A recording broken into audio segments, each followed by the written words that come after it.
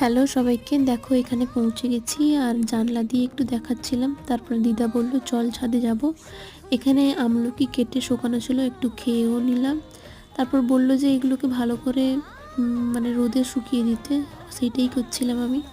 তারপর দেখো এখানে দেখাচ্ছিলাম, এটা হচ্ছে মাসির ঘরের আরেকটা ছাদ, মানে ওই দিকে দেখো চারদিকটা কত সবুজে ভরা। তারপরে আমরা চলে এলাম নিচে খেতে, দুপুরের খাওয়া হয়ে গেছে। তারপরে এখানে দেখো রাতের খাওয়ার প্রিপারেশন চলছে, মানে রাতে যারা আসবে। তারপরে এখানে একটা ঘরে ঠাকুর নিয়ে যাচ্ছিলো। তারপরে কিছুক্ষণ বসার পরে আমরা ভাবলাম একটু ঘুরে আসি। তারপর সন্ধ্যার সময় আমরা খাচ্ছিলাম চা। আর তারপর দেখো চা খেয়ে দেখো এখানে দেখলাম যে ঠাকুরটাকেও সুন্দর করে বসানো হয়ে গেছে। আর তারপরে তারপরে দেখো এখানে আমাদের ঘরে সোনাইও চলে এসছে। আর ও বলছে দেখো পিসি এটা কি, ওটা গাড়ি।